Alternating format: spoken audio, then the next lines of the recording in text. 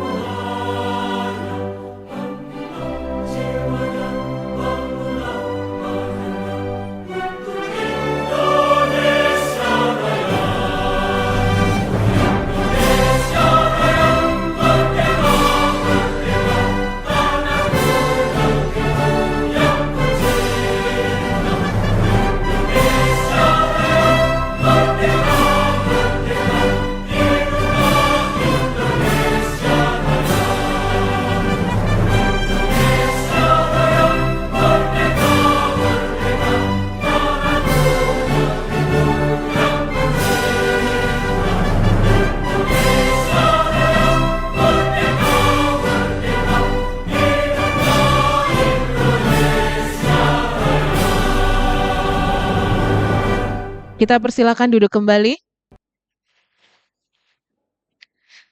Baik, kita lanjut lagi acara generasi cerdas kita untuk pagi hari ini. Dialog Publik Membangun Generasi Cerdas. Akan kita buka dulu dengan kata sambutan dari Wakil Rektor 1 UMN Al-Wasliyah Medan, Bapak Profesor Dr. Haji Anwar Syadat Harahap, SAG M.Hum. Kepada Bapak kita persilakan. Bismillahirrahmanirrahim. Assalamualaikum warahmatullahi wabarakatuh.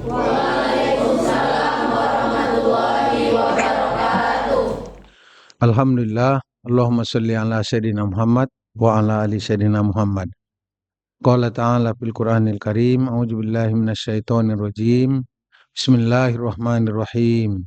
Ya ayyuhalladzina amanu hal adullukum ala tijarah tunjikum min adzabin alim tu'minuna billahi wa rasulih wa tujahiduna fi sabilillah bi amwalikum wa anfusikum dzalikum khairul lakum in kuntum ta'lamun. Puja dan puji syukur tak bosan-bosannya kita aturkan kehadiran Allah Subhanahu wa taala yang senantiasa melimpahkan rahmat dan hidayah kepada kita semua. Alhamdulillah hari ini kita dalam keadaan sehat walafiat. Salawat dan salam tak juga lupa kita sampaikan kepada Nabi yang sangat kita cintai, Muhammad sallallahu alaihi wasallam, dengan ucapan Allahumma shalli ala sayyidina Muhammad wa ala ali sayyidina Muhammad yang sepatnya kita harapkan kelak di kemudian hari. Pertama yang sangat kita hormati, yang kita muliakan Bapak Rektor UMN Al-Wasliyah, Bapak Dr. Haji Firmansyah MSI. Yang saya hormati hadir bersama kita di sini Bapak Wakil Rektor 3, Bapak Dr. Samsul Bahri MPD. Yang langsung di samping saya narasumber kita yang saya hormati, yang saya muliakan, Bapak Dr. Haji Ariefai Tambunan. Selamat datang Pak di kampus kita. Sebagai narasumber kita yang penuh semangat, yang sekarang sedang diamanahkan sebagai anggota legislatif ya di Sumatera Utara. Assalamualaikum. Waalaikumsalam warahmatullahi wabarakatuh. Ada Bu Mimi yang sangat kaya dengan pantunnya. Dari Radio Cordova ya, bersama kru dan anak-anak kami mahasiswa Universitas Muslim Nusantara Al-Wasliyah yang kami banggakan, yang kami hormati. Juga ada di sini juga tim dari Sumur Pos ya. Baik, ucapan terima kasih yang sebesar-besarnya kepada kita semua, terutama para narasumber yang sudah hadir sama kita ini, dua narasumber yang tidak kita ragukan lagi kapasitas keilmuannya. Kemudian terima kasih juga kepada Radio Cordova yang telah memfasilitasi diskusi yang sangat berharga ini, di mana topiknya sangat besar manfaatnya kepada masyarakat, sumbangsih generasi cerdas menuju Indonesia emas. Jadi ada SS-nya terakhir kan gitu kan.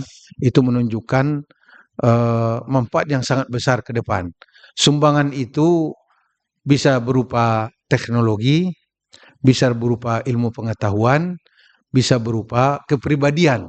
Nah, jadi karakter itu juga bagian dari sumbangsi generasi cerdas.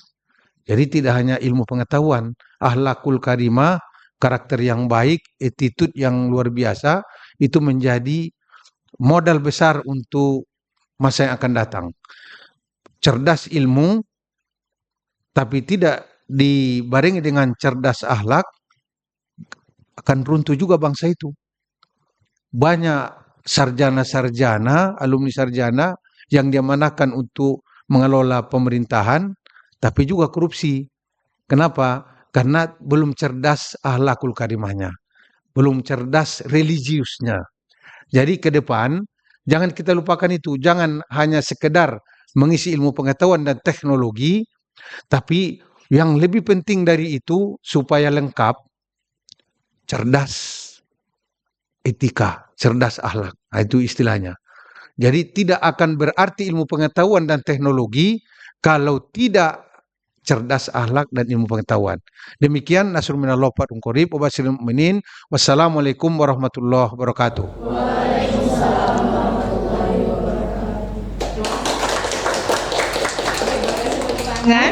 Terima kasih Bapak waktunya sudah memberikan kata sambutan dan acara membangun generasi cerdas. Kita akan serahkan ke kakak moderator kita untuk pagi hari ini. Yang kata Bapak tadi kaya dengan pantunnya gitu ya. Iya, iya. Oke. Aku nggak punya pantun nih. Baik, terima kasih Kak Desi. Suara Bentar Kak, aku kenalin kakak dulu. Kak Desi. Mungkin sebagian sudah kenal ya dengan moderator kita pagi hari ini. Kita serahkan ke Kak Mimi Rosadi SPD MPD untuk memandu acara kita sampai jam 12 nanti. Silakan Kak Mimi yang Luar biasa manis. Ya, terima kasih Kak Desi ya, sangat luar biasa sekali ya. Suara saya sudah terdengar ini ya. Sudah Ya. sudah Baik, menggema. kalau di kampus UMN itu Bu Mimi Rosadi selalu terkenal dengan pantunnya gitu ya. Kuntum-kuntum bunga melati, Cakep, semerbak sepanjang hari. cakep. Perkenalkan saya Ibu Mimi Rosadi, dosen bahasa Indonesia yang selalu dinanti-nanti. Asik. Baik, Assalamualaikum warahmatullahi wabarakatuh. Waalaikumsalam warahmatullahi wabarakatuh. Puji dan syukur kepada Allah Subhanahu wa taala, Tuhan Yang Maha Esa yang telah memberikan kita kesehatan, kesempatan sehingga kita dapat berkumpul dalam acara dialog publik membangun generasi cerdas, generasi emas 2045. Salawat beriring salam kita haribakan kepada junjungan kita Nabi besar Muhammad sallallahu alaihi wasallam. Allahumma sholli ala Sayyidina Muhammad wa ala ali Sayyidina Muhammad. Yang saya hormati Bapak Rektor UMN Al-Wasliyah, Bapak Dr. Haji Firmansyah MSI. Yang saya hormati yang sudah hadir bersama kita Bapak Wang R1, Bapak Profesor Dr. Haji Anwar Sadat Harahap SAG MHUM. Yang saya hormati juga Bapak Wakil Rektor 2 dan 3 yang sudah hadir bersama kita Bapak Dr. Samsul Bahri MSI. Tepuk tangan untuk narasumber kita juga. Dan yang saya hormati Bapak Dr. Aripai Tambunan MM, anggota DPRD Sumatera Utara sebagai narasumber kita. Selamat datang kepada Bapak di kampus UMN Al-Wasliyah kami yang tercinta, Pak. Tak memperpanjang lebar, pemaparan dari narasumber saya perkenalkan dulu. Bapak Dr. Andes Haji Aripai Tambunan MM ini adalah anggota DPRD Sumatera Utara dari Partai Gerindra. Dan Bapak narasumber kita yang kedua adalah Bapak Dr. Samsul Bahri MSI, Wakil Rektor 3 dari UMN Al-Wasliyah kita yang tercinta. Tepuk tangan untuk dua narasumber kita. Boleh saya berpantun untuk Pak Aripai? Boleh Pak ya. Kalaulah angin laut membuat nyaman, Cakep, luar jadi idaman. cakep. Materi akan disampaikan oleh Bapak Dr. Aripai Tambunan dalam membangun generasi cerdas di masa depan. Oh. Silakan kepada Bapak, kami persilahkan Bapak Dr. Aripai Tambunan MM. Mungkin bisa lebih dekat Pak, mic ke mic. Oke. Bismillahirrahmanirrahim. Assalamualaikum warahmatullahi wabarakatuh. Waalaikumsalam warahmatullahi wabarakatuh. Saya ini putra Asahan.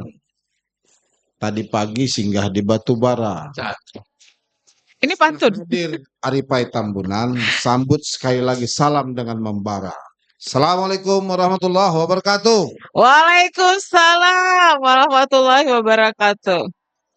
Saya nggak lanjutkan pantun lain, nanti hilang pencarian Ibu Mimi Rosadi, ya kan? Baik Pak Rektor, Pak Wakil Rektor 1, Profesor Anwar Sadat Harahap, sohib saya ini Dr. Samsul, kami 7 tahun bergelimang kuliah bersama di Unimed, baru selesainya 7 tahun ini doktornya. Ini dengan Pak Samsul, ya sahabat baik. Anak-anakku semua yang berhadir, Pak Peter, Mbak Desi, tentunya moderator terbaik kita. Ada Pak Dedi dari sana, dari Dedi Purba. Saya memulai dulu dengan dengan membuka cakrawala berpikir kita. Katanya generasi cerdas. Tadi sebenarnya sudah Publik awalnya sudah disampaikan oleh Profesor Anwar Sadat. Disitulah fondasi yang paling hakiki bagaimana generasi cerdas itu. Ya, pastinya cerdas intelektual, cerdas emosional, cerdas spiritual. Nah, kalau dikelompokkan dua kelompok, ya jadinya intelektual dan emosional. Pada dasarnya sebenarnya kalau kita mau sederhanakan lagi tadi apa yang disampaikan Prof, kira-kira ya arahnya itu intelektual dan akhlak, kira-kira begitu. Maaf saya sedikit mengambil data dari lain. Ada Profesor Lang. Ya, Profesor Lang itu dia ya sekali lagi ini bukan bicara urusan agama, tapi dia masuk Muslim itu gara-gara meneliti begitu panjang, begitu lama. Profesor matematika ini dia hanya melihat Al-Quran itu sumber peradaban, akhlak. 97% bicara itu, hanya 3% bicara peraturan. Jadi sebenarnya hidup ini balik lagi cerita akhlak, seperti yang tadi Profesor sampaikan. Nah, bagaimana kita yang disebut dengan generasi cerdas? Kalau intelektualnya hebat, akhlak tak ada? No. Justru sebenarnya akhlak yang harus paling terdepan. Kalau sukses tidaknya anak-anakku semua ke depan, 80% katanya faktor utama itu ya emosional, spiritual tadi. Yang intelektual IQ-nya itu hanya faktor 20%. Saya dengan Pak Samsul nggak pintar-pintar amat gitu ya. Dari dulu mungkin penderitaannya luar biasa sampai bisa dokter.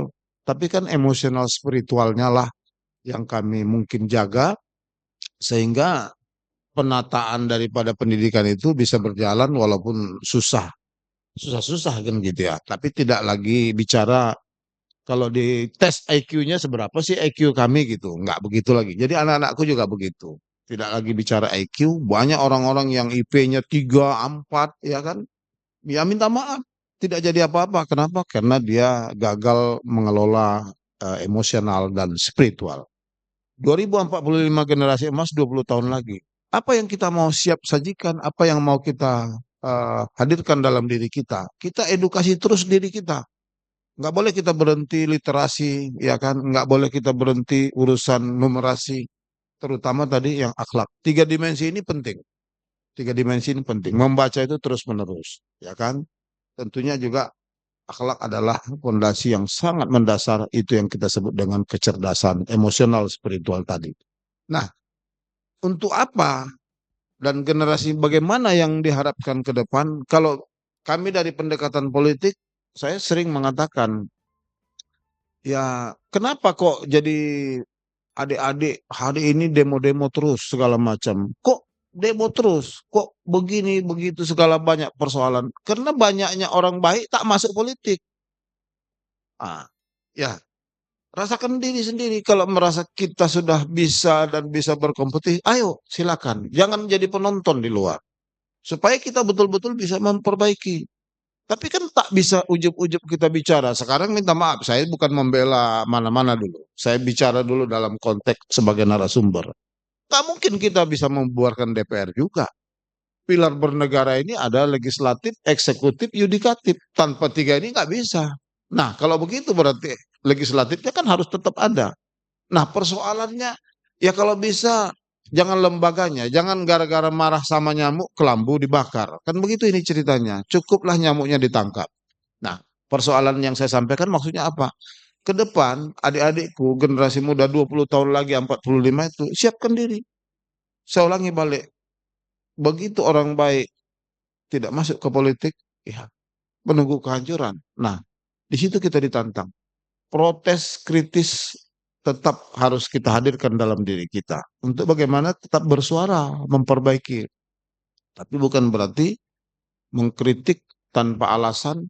Jangan kita terkecoh dengan hoak, berita-berita yang tak sebenarnya sepertinya kita dengar. Semestinya ada proxy war dan lain sebagainya. Banyak sekali. Sekarang ada berita-berita yang sangat menyesatkan. Datanya tak ada, tapi kita terpancing, terikut karena begitu mengemas informasi itu sehingga kita seolah-olah terberdaya dan percaya dengan informasi itu. Itulah yang perlu kita jaga. Kita persiapkan diri, ya tetap saja literasi harus kita tingkatkan supaya hal-hal yang kognitif efektif dan psikomotorik yang kita bisa lakukan itu sejalan dengan apa yang menjadi bahan-bahan yang kita temukan. Boleh jadi tidak hanya cukup kita mendengar, tapi kita harus mendiskusikannya. Boleh jadi kita harus memperdebatkan. Boleh jadi kita harus membuat suatu ringkasan dan semua langkah-langkah untuk bagaimana kita bisa berperan sebagai generasi muda yang dimaksud. Generasi muda yang cerdas. Cerdas itu harus duduk dalam persoalan hak dan kewajiban itu harus jelas-jelas ada sama diri kita. Jangan kita bicara hak saja, kewajiban tak pernah kita lakukan. Sebaliknya juga demikian. Ini mungkin pengantar Mbak Desi. Sorry, bukan ke Mbak Desi ya. Kita ke Mbak Mimi Rosadi. Si apa namanya itu ibu kita yang luar biasa berpantun. Pengantar sebentar. Terima kasih. Baik, terima kasih Pak Dr. Arifai Tamdunan. Iya, langsung saja ke Bapak narasumber kita yang kedua ya, Bapak WR3, Bapak Dr. Samsul Bahri MSI, Wakil Rektor 3 dari Kampus UMN Al-Wasliyah. Tepuk tangannya kawan-kawan. Silakan Pak. Baik, terima kasih Bu Mimi ya. Terima kasih Pak Peter, kawan-kawan dari Kardopa,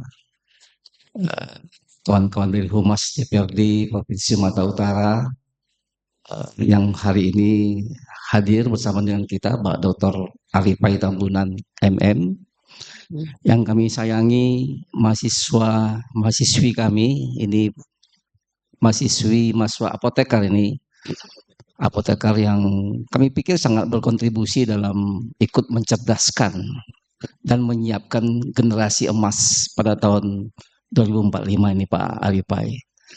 Mbak Desi dan kawan-kawan dari Kardopa, kami menyapa semua pemirsa dari Kardopa 99,4 FM. Hadir dengan kita mewakili Pak Rektor, Bapak Profesor Dr. Haji Anwar Sadat selaku Wakil Rektor 1. Beliau ini teman saya di UMN Al-Wasliyah. Anak-anak kami yang kami sayangi, pemirsa Kardopa yang dimanapun berada, hari ini kita sangat bersenang hati untuk dapat membicarakan kembali, mendiskusikan kembali, meliterasi kembali tentang persiapan kita menghadapi Indonesia Emas pada tahun 2045. Kita sangat menyadari bahwa semakin majunya perkembangan dunia dan teknologi akan membuat semakin rentannya hal-hal yang berhubungan dengan karakter dan sikap bangsa itu sendiri. Kita sangat khawatir anak-anak kami bahwa peradaban dunia yang semakin tinggi, yang kadang-kadang membuat kita semakin tidak duduk pada peradaban yang kita miliki. Kadang-kadang kita merasa bahwa teknologi itu akan menjadi sesuatu yang menjadi Tuhan bagi diri kita. Materi akan menjadi sesuatu yang paling penting dalam hidup kita. Walaupun memang di satu sisi bahwa materi itu menjadi sesuatu yang penting, tetapi anak-anak kami, pemirsa Kardopa yang kami hormati, kami sayangi, bahwa ketika materi dan teknologi itu menjadi Tuhan bagi diri kita, kita tidak akan memiliki konsekuensi kemanusiaan kepada orang lain. Konsekuensi homo sapien, homo sosial itu tidak akan muncul. Padahal dalam perkembangan peradaban berikutnya, sesungguhnya kita akan menjadikan manusia itu sebagai kawan, mitra, bukan musuh, bukan objek yang kita jadikan sasaran keuntungan kita. Oleh sebab itu, apa yang tadi disampaikan Pak Arifai dan Pak Profesor Anwar Sadat, kami pikir itu sesuatu hal yang harus kita nomor satukan dalam membangun keperadaban, yaitu apa? Karakter. Kita ingin berdiskusi sebenarnya tentang bagaimana disiplin ilmu kita masing-masing dalam menunjang, dalam mendukung Indonesia Emas itu anak-anak kami. Mungkin kita masih ingat persoalan stunting misalnya kan. Stunting, persoalan gizi buruk. Ini kan bisa saja kita sondingkan dengan keberadaan apoteker. Mungkin gitu ya. Mungkin kita bisa setuju itu. Keberadaan stunting bagi diri kita dalam peradaban yang paling tinggi itu adalah sesuatu keadaan yang sangat ironis. Ya. Pada tingkat peradaban kemajuan yang paling tinggi, sebenarnya bahasa stunting itu seharusnya tidak ada anak-anak kami. Ya. Tidak ada. Lalu disinilah muncul usaha yang harus kita lakukan, yang anak-anak kami lakukan dalam mengelola, memanage itu. Kebetulan ilmu kami ini sama dengan Pak Alipai. Memanage sehingga stunting dan persoalan-persoalan kesehatan berikutnya tidak akan muncul.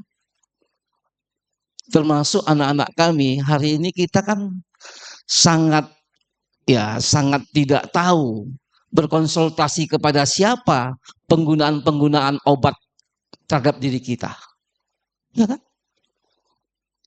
Anak-anak kami itu bisa menjadi satu bahan, suatu kajian yang mungkin bisa kalian lakukan. Sehingga pada satu saat orang mengkonsumsi obat adalah obat yang sesuai menurut kebutuhannya. Mungkin pada tingkat yang lebih tinggi, sesuai dari peradaban agama. Mungkin pada saatnya itu anak-anak kami yang lebih tahu itu sebenarnya. Sehingga kita tidak akan melihat ada orang yang menggunakan obat yang salah. Termasuk narkoba. Kami ini sama Pak Alipai waktu masih mahasiswa doktor, kami sempat Pak Prof, kami sempat punya punya perkumpulan pemerhati narkoba. Ya sempat nih Bang Alipai ngasih baju jas sama saya nih Pak Prof. Gara-gara itu. Karena beliau pada waktu itu sudah anggota DPRD juga. Nah jadi anak-anak kami, persoalan yang berhubungan dengan Indonesia emas itu tidak akan mungkin akan muncul kalau kita tak cerdas, tak berprestasi, dan tak punya akidah. Gitu ya. Ketiga itu mungkin. Nggak akan mungkin akan muncul. Dan anak-anak kami, mahasiswa-mahasiswi kami, dan itu tidak akan muncul ketiga faktor itu kalau kita, mahasiswa kita atau generasi kita itu terlibat kepada persoalan penyalahgunaan narkotika. Ini sekarang mungkin perlu kita diskusikan ini kepada kita semua, bahwa penyalahgunaan narkotika hari ini sudah menjadi sesuatu hal yang sudah sangat miris, sudah sangat mengerikan. Kalau istilah rumah itu sudah terbakar ini sebenarnya. Tinggal menunggu arang dan debu dari rumah yang terbakar itu. Jadi anak-anak kami kembali lagi kepada persoalan kita. Indonesia emas akan berkontribusi pada orang-orang yang memiliki pribadian, sikap dan kepribadian yang baik, karakter yang baik, ya, dan punya pemahaman pemikiran yang luas. Dia tidak terkotakkan pada sesuatu hal yang membuat dia membanggakan disiplin ilmunya. Kami yakin seorang apoteker itu anak-anak kami perlu disiplin ilmu yang lain. Perlu disiplin manajemen untuk mengatur strategi marketingnya. Perlu ilmu matematika untuk menghitung kalkulasi keuangannya. Ya. Perlu ilmu antropologi untuk menata pada orang mana, pada subjek mana dia berkomunikasi. Kami pikir ini salah satu hal yang mungkin menjadi renungan kita untuk hari ini kita antarkan kepada anak-anak kami. Bahwa saya sangat setuju bahwa rezeki-rezeki yang kita miliki ini Pak Anwar Sadat bisa profesor karena ada orang-orang doa-doa orang baik yang kita baiki. Ya kan? Dan kita tidak akan pernah mendapat doa-doa orang baik itu kalau kita tidak pernah berbuat baik kepada orang itu. Setuju kita nak ya? Ya setuju. Maka dalam prinsip kehidupan kita ini memang sekecil apapun silakan kita bermanfaat.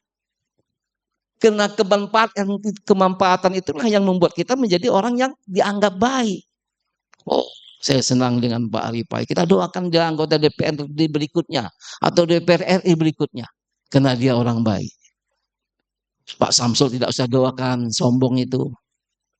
Seperti itu anak-anak kami. Jadi membangun relasi dan saya pikir memang berbasis pada karakter dan sikap tadi. Pasti itu anak-anak kami. Karena kalau kita tidak berbasis pada karakter dan sikap yang baik itu akan muncul rasa sombong pada diri kita. Ya kan? Saya pikir ini menjadi bahan tadi sudah sampaikan Pak Aripai, Pak Profesor Anwar Sadat. Mudah-mudahan ini menjadi sebuah pemicu untuk kita saling berdiskusi, Pak ya. Bu Mimi. Saya pikir demikian untuk sementara. Billahi taufiq wal hidayah. Assalamualaikum warahmatullahi wabarakatuh. Baik, terima kasih Pak Aripai Tambunan, narasumber kita yang pertama, dan Pak WR3. Iya, luar biasa sekali ya untuk dua narasumber kita dalam mengkaji dan membangun generasi cerdas menuju Indonesia emas ya. Kalau tadi Pak Aripai pakai pantun, tak elok pula lah Pak WR3 ini tak pakai pantun ya Mbak Desi ya. Iya. Nanti merajuk pula lah Pak WR3, tak mungkin gitu ya. Ambarawa Kota Palagan, Cakep. singgah sebentar membeli rambutan. Cakep. Terima kasih Pak OR3 atas pemaparan. Sebentar lagi kita masuk ke bagian pertanyaan. Baik, saya kembalikan ke Mbak Desi dulu ini ya. Mbak Desi, silahkan Mbak Desi. Oke, baik teman-teman, kita sebentar lagi akan masuk ke sesi tanya jawab dialog ya. Biasanya kan kalau teman-teman mau menyampaikan aspirasinya ke kantor DPRD agak sedikit demo-demo kalian kan ya. Sekarang kita langsung datangkan anggota DPRD Sumatera Utara. Jadi apa yang menjadi unek-unek kalian boleh mungkin dibuat pertanyaan ya. Nanti ke Pak Aripai. Pak Aripai udah siap ya Pak ya?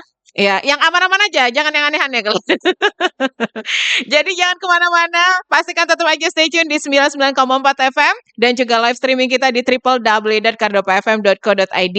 Jangan lupa juga di live TikTok kita radiokardopa.kdg, live Facebook Kardopa 994 FM. Kita kembali lagi setelah yang berikut ini. Stay tuned. Kardopa Radio FM. Satu untuk tetap jadi nomor satu. Talk Radio Medan. Oke, baik teman-teman. Acara kita mulai lagi ya. Seru kayaknya diskusinya ya. Oke, Dialog Publik Membangun Generasi Cerdas dengan tema hari ini Sumbangsi Generasi Muda Cerdas Menuju Indonesia Emas 2045 ya. Kita ini sebagai generasi muda harus cerdas lah supaya kita bisa menyongsong Indonesia Emas tahun 2045 ya. Udah siap kalian? Nggak semangat. Udah siap? Nah, gitulah. Acara kita serahkan kembali ke kakak moderator kita yang manis. Aku nggak pandai berpantun. Kak Mimi aja yang pantun ya. Baik, silakan Kak terima kasih Mimi. ya Mbak Desi ya. Aduh, saya kalau dibilang manis memang manis gitu ya. Ini air laut asin sendiri namanya Mbak Desi ya. Buah mangga, buah manggis. Kita Cakep gitu. udah itu aja. Ini manggis gitu ya. Oke, untuk adik-adik dan kawan-kawan mahasiswa kita langsung ini ya, langsung masuk ke tanya jawab ya, masuk ke dialognya. Apa yang ingin kalian tanyakan silahkan pertanyakan, tapi yang bagus-bagus lah weh, ya kan? Iya. Kak Mimi kita cari 3 dulu ya. 3 dulu, oke. 3 setuju, Mbak penanya Desi, ya. dulu. Kayaknya yang kacamata ini 1 deh Mbak Desi, boleh ya? Yang mana? Ini yang paling depan. Boleh.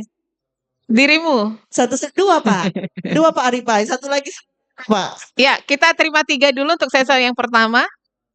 Silakan. Silakan. Oke, baik. Perkenalkan, saya Yuda Dana Pratama. Saya Mungkin bisa berdiri sayang.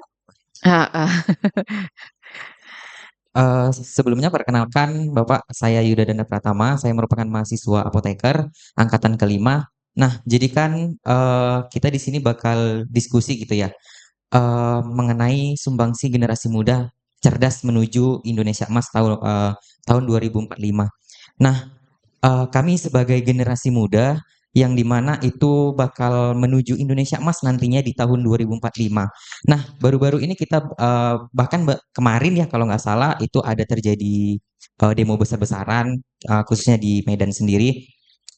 Nah, gimana sih sebenarnya solusi dari pemerintah sendiri khususnya dari anggota Bapak sendiri sebagai anggota DPRD untuk kami yang generasi muda menuju Indonesia Emas tahun 2045 untuk melangkah. Sedangkan pada saat kami mau melangkah aja sudah banyak ancaman ini dari oknum-oknum yang contohnya seperti kayak demo. Nah, kami kan butuh nih untuk keluar membuka cakrawala ataupun segalanya. Baru mau melangkah keluar rumah itu sudah ada ancaman dari beberapa oknum. Nah, gimana solusi dari pemerintah sendiri untuk mendukung kami sebagai generasi muda cerdas menuju Indonesia Emas tahun 2045. Terima kasih.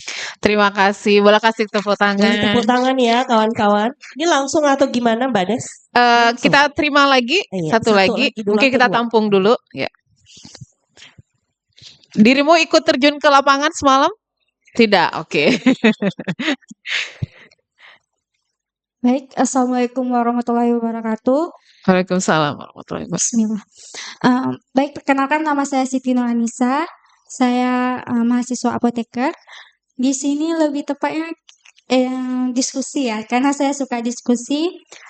Sedikit sharing, saya sudah sering juga diskusi dengan BPOM ataupun dengan DPR yang ada di Pekanbaru, karena alhamdulillah juga banyak pengalaman yang saya dapatkan. Dan saya suka juga nih membahas tentang politik Bapak. Makanya tadi saya sangat luar biasa dengarnya. Kayak wah pengalaman ini bukannya karena kita jurusan apoteker, tapi kita harus juga mempunyai wawasan untuk masa depan negara kita ini gimana. Jadi gini Pak, pertanyaannya bukan pertanyaan sih Pak. Jadi lebih kayak sharing. Lebih tepatnya saya asalnya di Aceh. Nah di Aceh ini banyak gitu ya. Anak-anak muda yang merantau, tapi kebanyakannya kayak kita nih lebih tepatnya harus aware dengan kesehatan. Nah, terkadang juga ada orang yang jual-jual kayak obat tentang obat yang dilarang ya. Lebih terkenalnya tuh sekarang tramadol ya, untuk penenang. Nah, saya ini bingung Pak. Saya mungkin insya Allah bisa ya menjadi ke depan kayak Bapak DPR gitu ya. Makanya Amin. jadi mengawarkan karena kan masyarakat kita sendiri gitu. Nah ini gimana ya Pak caranya kita untuk menyadarkan orang-orang yang setidaknya jangan mengikuti jejak yang buruk apalagi menjual. Tuh banyak sekali anak-anak muda perantau ya di Jawa sana tuh menjual obat-obat terlarang. Nah, itu saya mendengar cerita dari teman-teman, bahkan dari oknum-oknum dari orang kepolisian atau apa tuh banyak kerjasama. Jadi saya gimana caranya kita untuk menyadarkan pemuda ini jangan terjerumus hal-hal yang terburuk kayak gitu, Pak. Oke, terima kasih. Ya, satu lagi kita ambil ya Kak Mimi, satu lagi ya. Boleh Mbak Des. Yang mana? Oke, ini. Siti apa tadi namanya? Siti Nur Anissa Pak Aripai, bukan Nur Haliza gitu ya. Nanti penyanyi Malaysia. Betul. Baik, Assalamualaikum warahmatullahi wabarakatuh. Waalaikumsalam warahmatullahi wabarakatuh. Perkenalkan nama saya Umi Herani Rambe, saya dari mahasiswa PSPA UPN Alusdia. Di sini saya ingin sharing lebih tepatnya ya Pak ya. Seperti teman-teman yang sebelumnya, kalau di sini saya ingin men-sharingkan tentang informasi mengenai teknologi. Selain ilmu pengetahuan yang perlu kami tingkatkan, teknologi juga harus berbarengan seperti yang dikatakan oleh Bapak Samsul seperti tadi ya kan Pak. Kemudian yang saya perhatikan di teknologi atau sosial media sekarang itu kebanyakan hal-hal yang hoax seperti itu ya kan Pak. Tapi ada beberapa yang saya khawatirkan seperti hashtag beberapa bulan yang lalu itu ada hashtag kabur aja dulu seperti itu.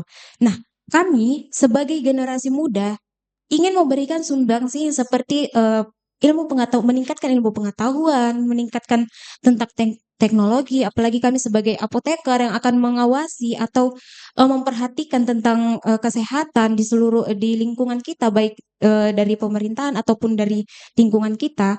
Nah, di hashtag kabur aja dulu ini sepertinya sangat menyeramkan bagi kami Pak sebagai generasi muda.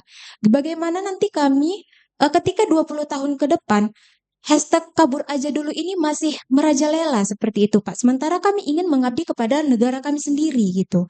Jadi kami saya pribadi ingin bagaimana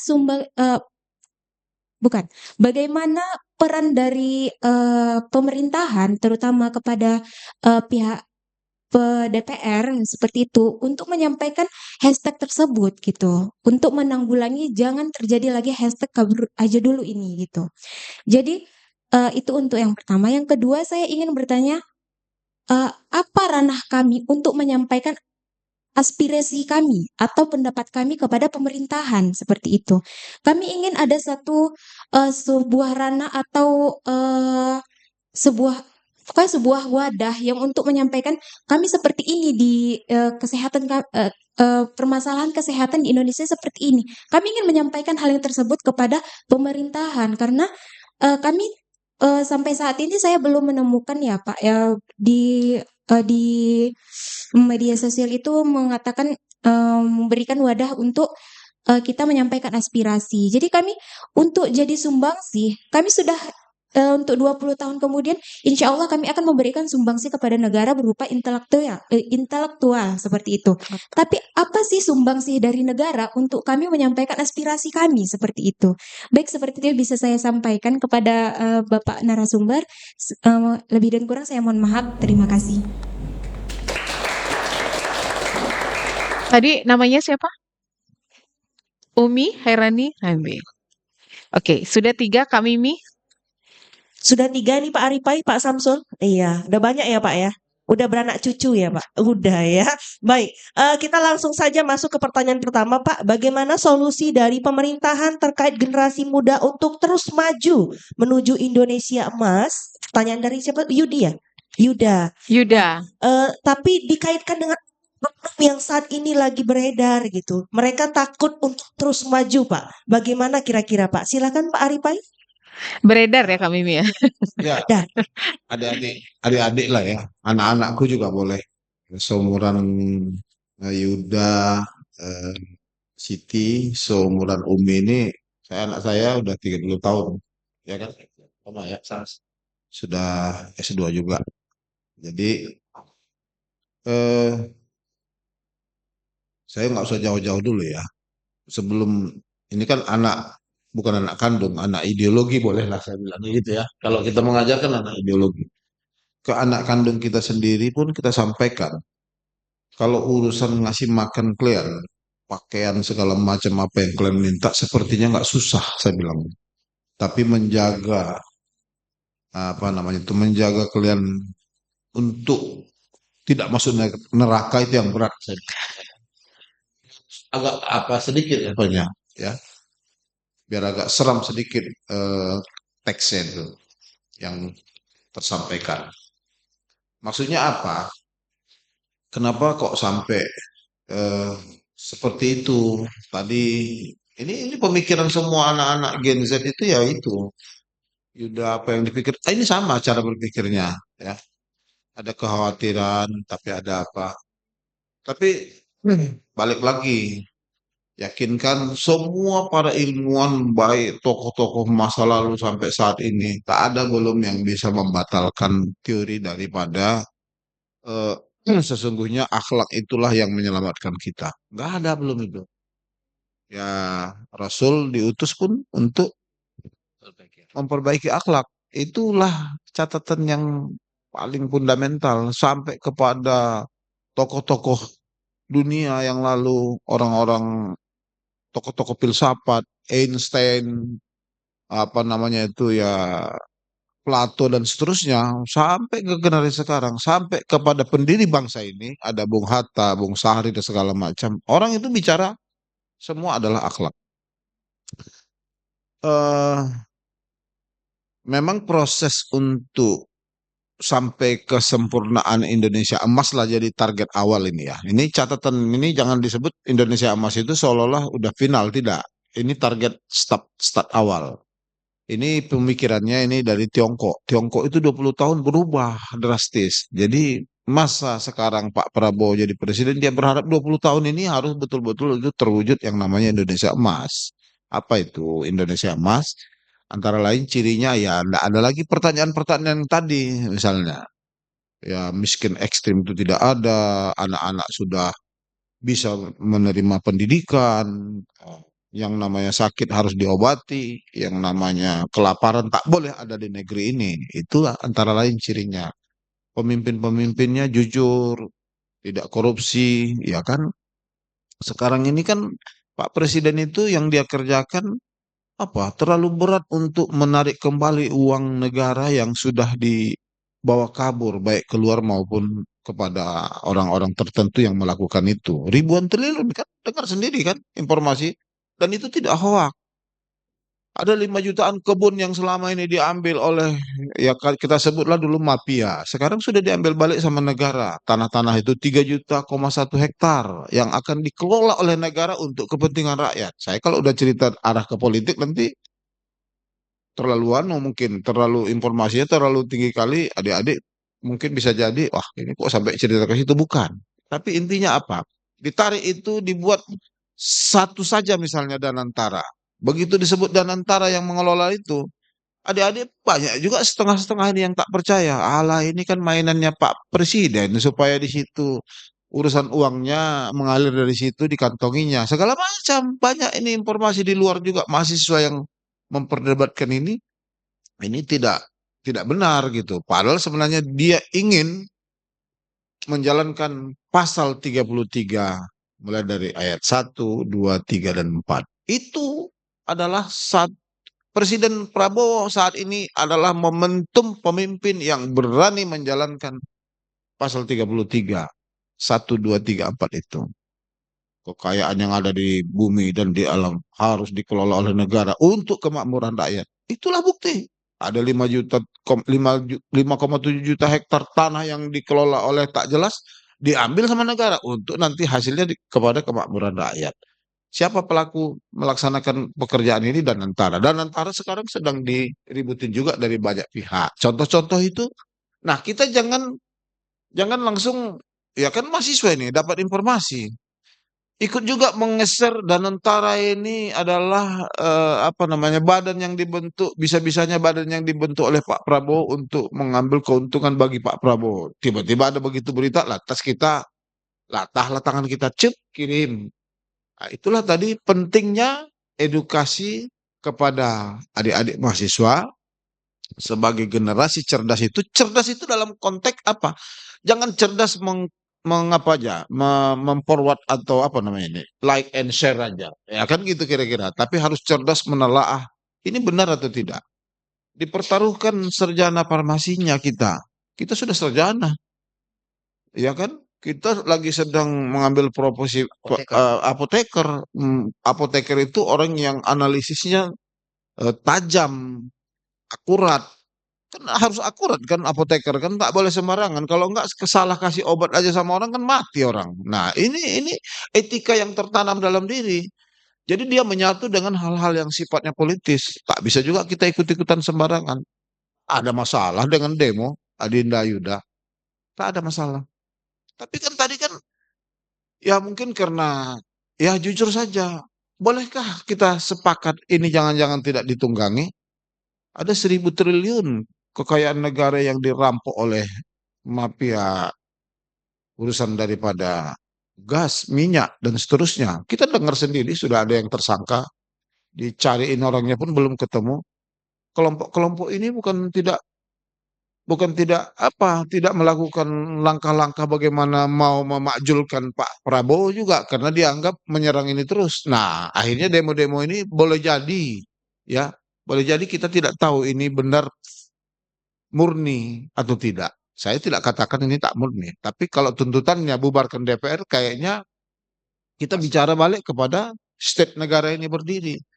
Tapi kalau DPR yang tak bagus, yang tak diminta di apa, itu setuju. Tapi sistem sampai ke sana mereka kan juga masyarakat terlibat. Nah, saya tak pernah bilang sama Pak Peter, saya mungkin termasuk anggota DPRD yang paling tak ada uang bisa terpilih. Tapi teman-teman bicara, kalau nggak 5 miliar, 10 miliar nggak akan terpilih. Waduh, kalau begitu saya tidak akan pernah jadi DPR. Pak Peter tahu itu kalimat saya itu. Ya, bukan berarti tidak ada kos politik. Tapi kalau Itu yang terjadi, bangunannya sudah dimulai dari situ. Tanpa ini tak akan duduk. Sekarang kita mau menuntut. Bagaimana lagi coba? Ada anggota DPR yang bilang, udah kubayar kok, ngapain kamu ribut? Misalnya hal-hal demikian akan terjadi. Mbak Siti, adikku, anakku, kita siapkan diri kita, jangan cari jalan pintas. Perkuat, ya kan? Kita kan nggak jalan pintas, Pak. 7 tahun kami rasain. Bukan tak boleh jalan pintas, banyak orang yang melakukan jalan pintas. Kekuatan itu pertama apa? Ya, memperkuat nilai-nilai yang pastinya kita sebagai muslim ada aturan yang harus kita jalankan. Kita perkuat, latih hati, latih rasa, latih pikir. Bagaimana supaya kita bisa bertahan tanpa menjadi jalan pintas.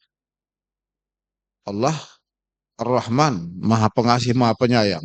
Menghina kita sama Allah kalau kita cari jalan pintas. Kita hina. Padahal dia Maha Menolong. Masa kita tak yakin dia Maha Menolong, tapi kita lakukanlah jalan pintas. Kan menghina Allah itu namanya. Ya kan? Nah, dengan kesabaran itulah, sabar itu berulang-ulang disebutkan dalam Al-Quran. Bagaimana kita supaya sabar. Karena hanya orang yang sabar, orang yang beriman yang bisa lolos dari semua kehidupan ini.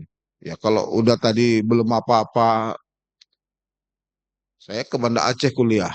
Orang tua saya di kampung. Nggak ada uang sama sekali, kalau boleh saya katakan. Kalau saya bukan orang yang sabar, dilatih dengan sabar dari orang tua. Boleh jadi saya seperti yang adik bilang tadi. Apalah susahnya ngambil barang itu ya kan, jualan itu. Tapi kita lakukan dengan cara sabar. Kita tidur di masjid, kita cari kerja sampingan untuk bisa hidup, mengisi perut. Bukan mengisi untuk bayar biaya kuliah, tapi mengisi perut. Tapi kita lakukan itu, terbangun kekuatan sama kita. Saya dengan Pak Samsul merasakan yang sama mungkin. IT, tadi saya sudah sebut, ada hoak, ada yang lain-lain. Ada yang paling parah, istilah IT ini lagi apa? Yang tadi saya sebut, kita sudah perang, apa namanya, perang ideologi.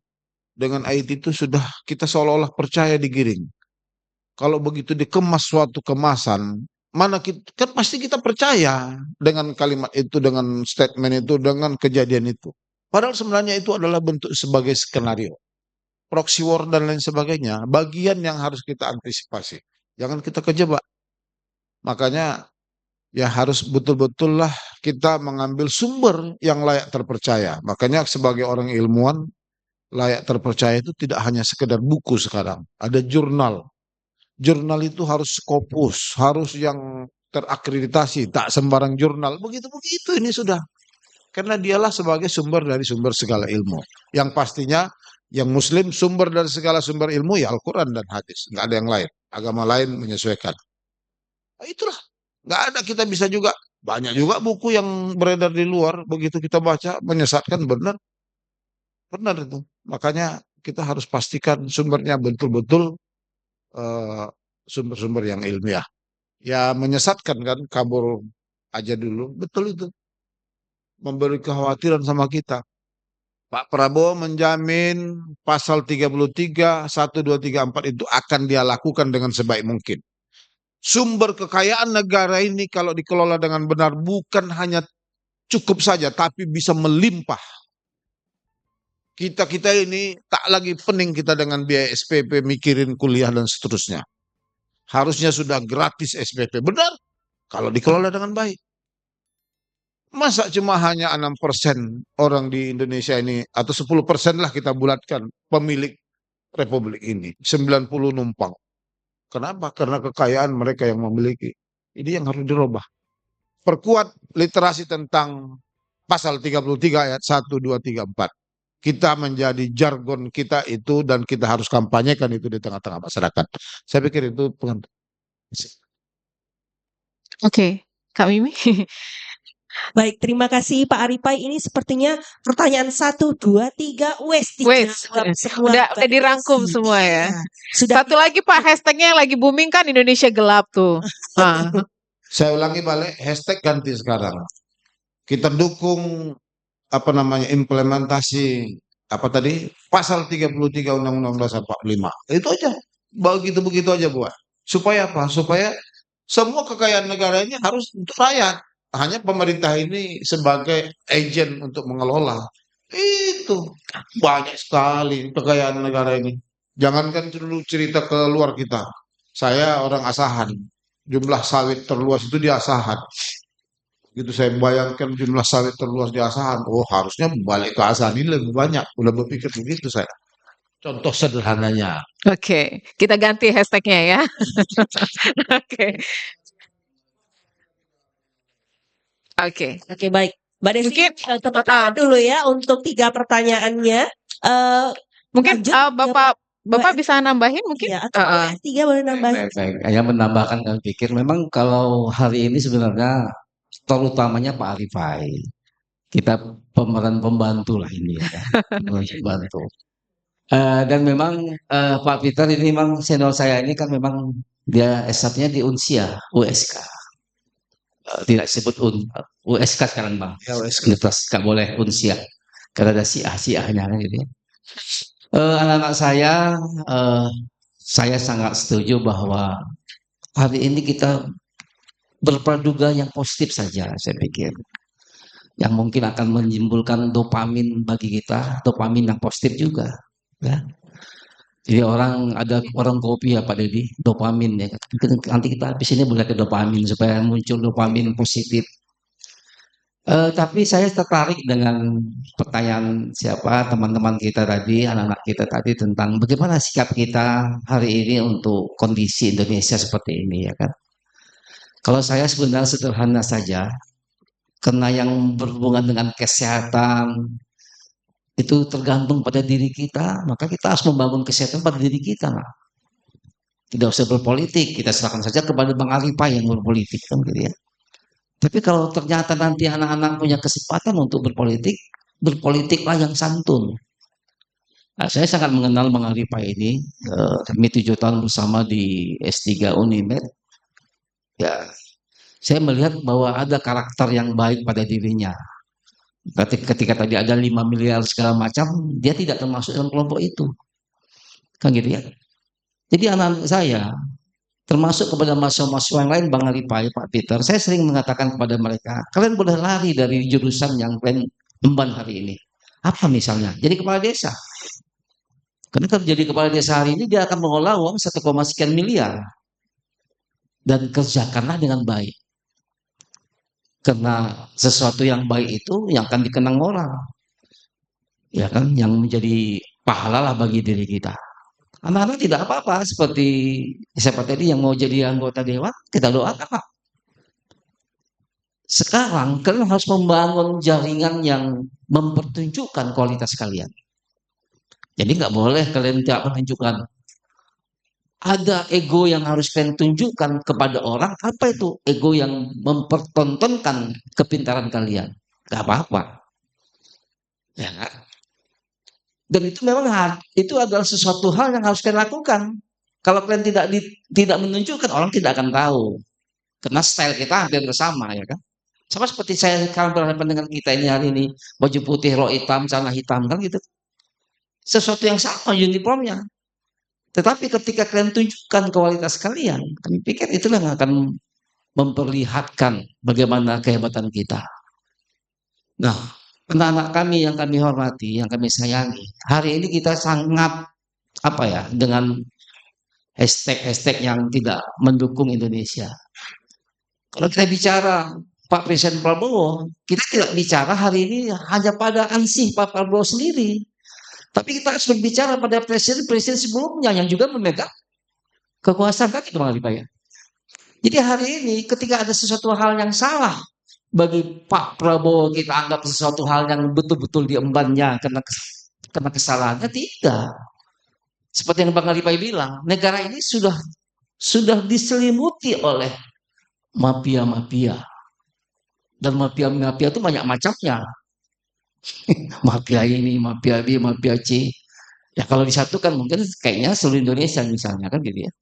Nah jadi anak-anak saya, hari ini kita memang harus membangun sesuatu hal yang positif. Bagaimana kita mendukung Saya mencoba sebagai orang akademisi mencoba memahami bahwa tidaklah ternyata segampang pemikiran kita untuk merubah Indonesia, Pak Peter.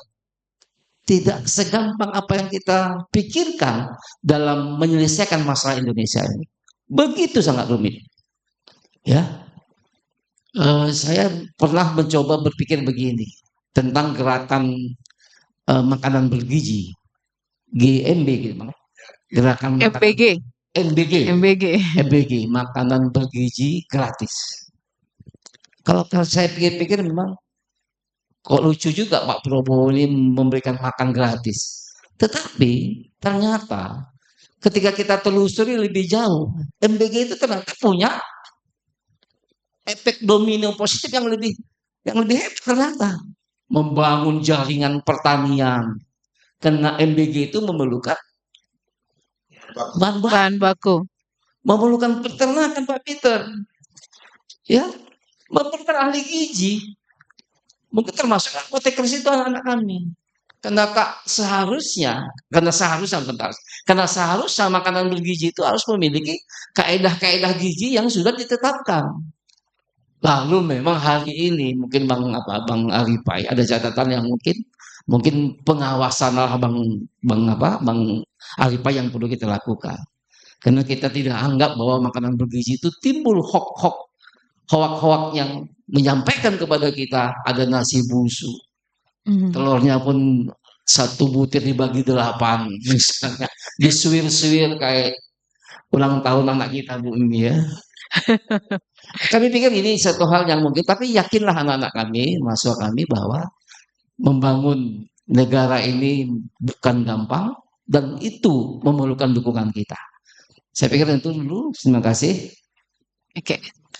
Kasih Taufang.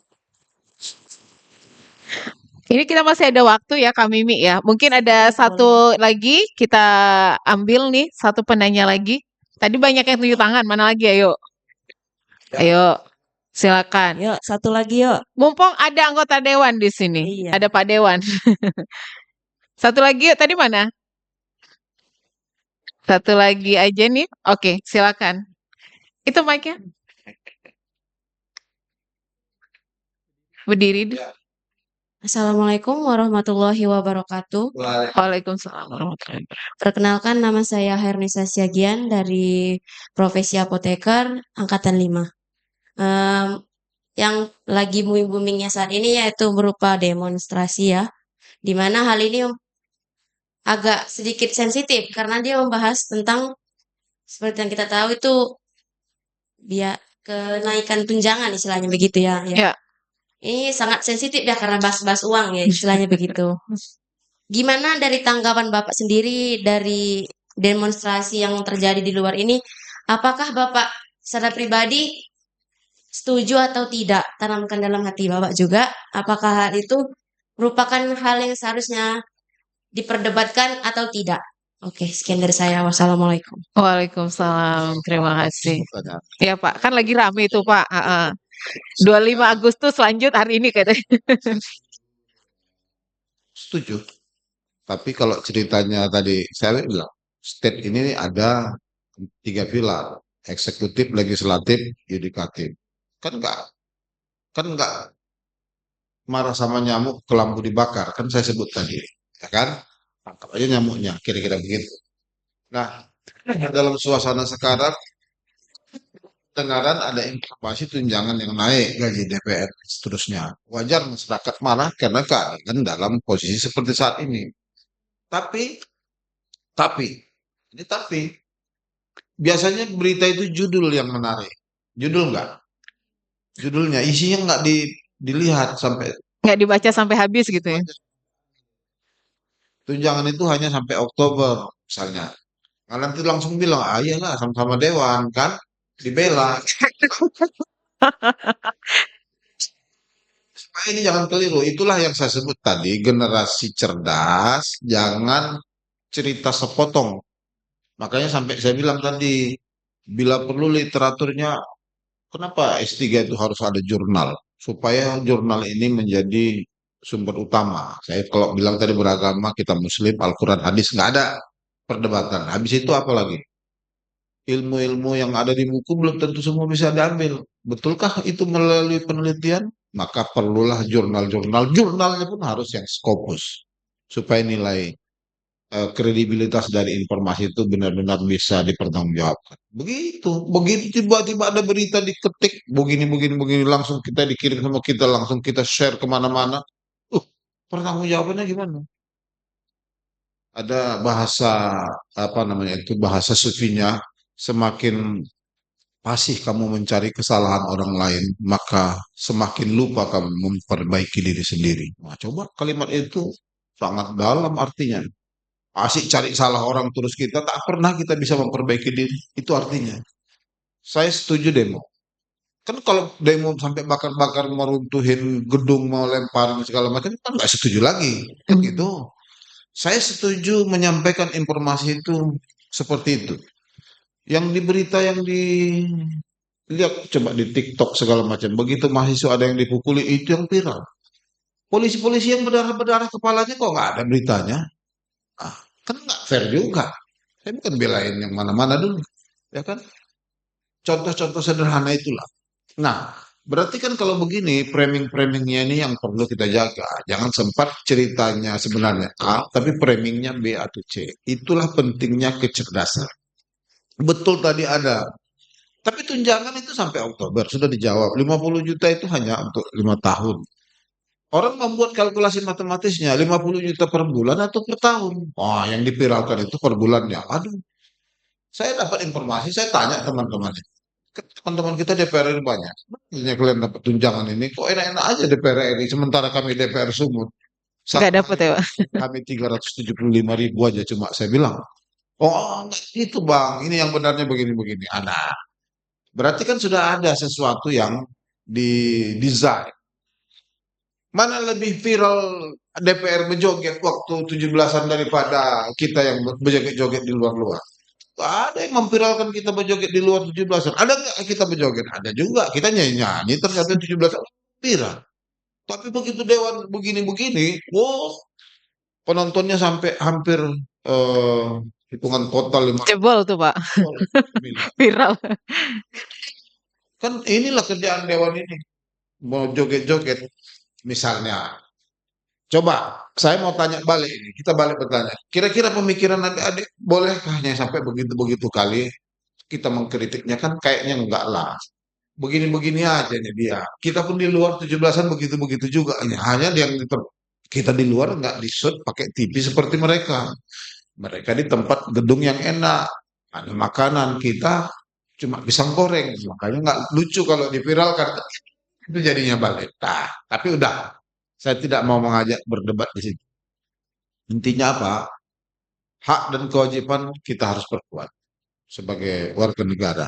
Harus kita pahami secara keilmuan. Harus kita dudukkan persoalan itu. Jangan jalan pintas. Sekali lagi, akhlak adalah modal utama. Itu apa yang paling di depan adalah kejujuran. Jujurlah kita pada diri sendiri. Pertama dulu. Jangan seolah-olah kejujuran itu hanya diucapkan tapi tidak dilaksanakan. Cukuplah ya, udah banyak ini. Ya, Bu. Oke. Terima kasih Pak Arif. Kejawab ya teman-teman ya. Kenapa? Ini saya lihat wajahnya memang pintar semua. Alhamdulillah. Amin. Saya ini sarjana matematik. Ngerti saya orang pintar orang tidak. Ya benar. Siap. Mantap lah. Pokoknya UMN top. Dibilang pinter. Saya ulangi tadi, pintar intelektual, hati-hati. Hati-hati, jangan sombong. Ada kecerdasan emosional spiritual yang harus ditingkatkan terus-menerus. Harus sejalan ya Pak ya. Oke. Pak Mimi? Baik, terima kasih Pak Aripai. Berarti mahasiswa kami keren-keren ya Pak? Keren memang UMN Keren. Pak. Selesai sudah ya Mbak Desi ya? Ya. Kok Ibu jadi Untuk Mbak sebagai deh? penutup. Iya, boleh kami minta kata penutup dari dua narasumber kita ya, dari Pak Aripai Tambunan dan Pak Dr. Samsul Bahri. Baik, adik-adikku semua, ingat tadi ya, tak ada jalan pintas. begitu menderitanya the founding father memerdekakan Republik Indonesia. Coba lihat sejarah. Luar biasa mereka makan tak makan, bisa di hutan seterusnya. Sekarang tugas kita mengisi pembangunan. Presiden kita sudah mencanangkan bagaimana melaksanakan pasal 33 ayat 1 dan seterusnya. Kita sebagai generasi muda siap melanjutkan mengestafet daripada kepemerintahan ini untuk mendukung program ini bisa betul-betul terwujud. Kita kawal ini pasal 33 ini supaya kesejahteraan. Bersatu dulu kita, berdaulat pastinya untuk adil dan makmur itu bisa terwujud. Itu mungkin yang mau saya sampaikan sebagai generasi muda. Tak ada alasan jurusan apapun tak bisa berpolitik. Sarjana matematik, politisi. Jadi apoteker harusnya lebih bisa. Terima kasih. Assalamualaikum warahmatullahi wabarakatuh. Waalaikumsalam warahmatullahi wabarakatuh. Baik, terima kasih kepada kita semua. Mungkin kami sangat berharap bahwa perubahan-perubahan yang akan kita lakukan itu dapat kita laksanakan sebaik-baiknya. Sesuatu yang positif mungkin bisa anak-anak kami rencanakan dengan sebaik-baiknya. Ya, termasuk mungkin menggandeng keilmuan kita untuk hal-hal yang bersifat politik misalnya. Anggap saja bahwa ilmu yang kita miliki sebuah hiasan yang mungkin menambah semakin anggunnya diri kita. Jadi anak-anak saya mungkin hari ini kita mendapat pencerahan, dapat contoh dari Pak Arifai Tambunan yang juga merupakan akademisi dari S1 Pendidikan Matematika, S3-nya Manajemen Pendidikan yang mungkin dapat kita contoh. Anak-anak kami sangat juga berharap bahwa kontribusi dan pemikiran kalian itu sangat diharapkan untuk membangun Indonesia ini. Berpikirlah positif dan memberikan sesuatu hal yang memang secara pemikiran, tingkah laku itu yang memang harus didasari oleh sesuatu hal yang baik dalam perilakunya. Selanjutnya dalam kesempatan ini Bu Mimi kami menyampaikan terima kasih kepada Kardopa 99,4 FM dimanapun berada. Kami sangat juga menyenangi nih Bang Arifai Kardopa ini. Segala macam musik genre itu ada sama dia. Ya, lalu termasuk juga terima kasih kepada Pak Arifai Tambunan dan Humas DPRD. Kami sangat berterima kasih dan membuka kesempatan ini Pak Peter untuk acara-acara berikutnya yang mungkin ini merupakan cara kita bersilaturahmi yang semakin baik. Saya pikir demikian. Saya pun Pak Arifai tak pernah pula jumpa dengan mahasiswa saya ini dari apoteker ini. Yang saya khawatir kan juga tak kenal, saya juga tak kenal. Ya kan, jadi ketika ditanya mereka siapa orang ketiganya, siapa yang botak-botak itu saya rasa kata itu namanya kan gitu ya. Jadi ini juga salah satu kesempatan bagi saya Pak Bang Arifai untuk bersilaturahmi dengan mereka supaya juga mereka kenal sama awak ini ya kan. Saya pikir demikian. Terima kasih.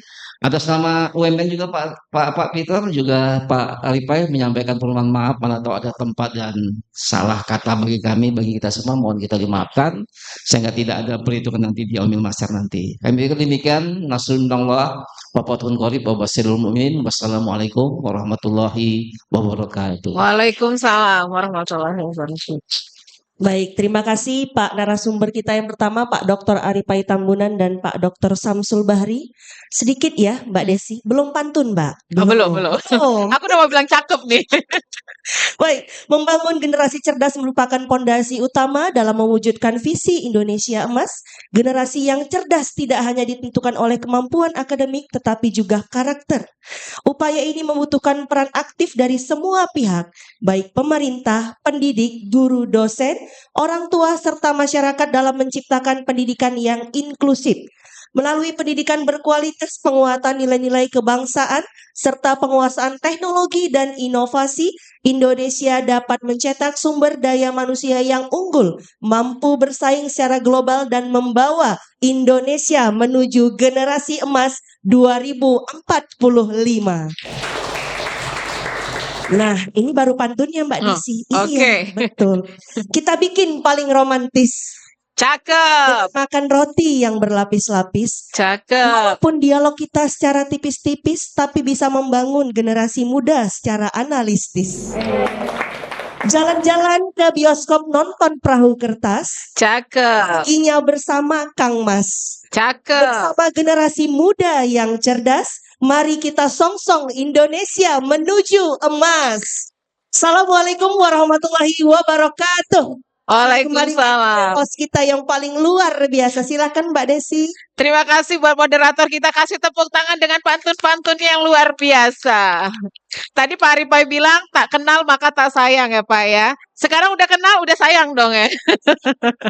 Jadi anggota dewan harus disayang gitu. Baik, terima kasih teman-teman. Terima kasih Bapak waktunya. Pak Aripai terima kasih sudah menjadi narasumber kita di Dialog Publik Membangun Generasi Cerdas untuk hari ini. Yang kedua kali kita hadir di Universitas Muslim Nusantara Al-Wasliyah Medan. Mungkin ada yang ketiga, 4, 5 nanti ya Pak. Bapak udah langsung oke nih. Yang jelas untuk acara ini hasil kerjasama yang sangat bagus sekali antara Humas DPRD Sumatera Utara dan Radio Kardopa 99,4 FM. Dan juga terima kasih kita ucapkan buat teman-teman yang sudah saksikan di live TikTok, live Facebook, dan juga live streaming kita. Acara kita akan segera kita akhiri. Gimana nih teman-teman tadi sudah puas dengan pertanyaan-pertanyaan sudah dijawab dengan Bapak anggota Dewan kita? Sudah puas? Sudah puas? Kalau belum, kita datangi kantor DPRD. Tapi dengan santun tadi ya. Terima kasih sekali lagi. Kita akhiri kebersamaan kita dalam publik membangun generasi cerdas. Yang jelas tema kita hari ini sumbangsi generasi muda cerdas menuju Indonesia Emas 2045. Kita optimis bisa mencapai Indonesia Emas 2045. Semangat ya teman-teman. Oke. Assalamualaikum warahmatullahi wabarakatuh. Kita kembali ke studio.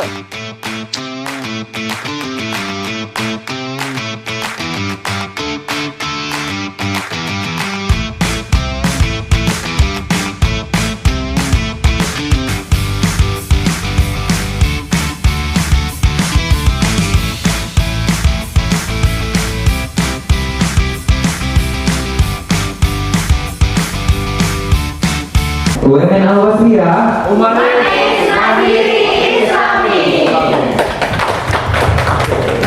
apoteker Angkatan 5,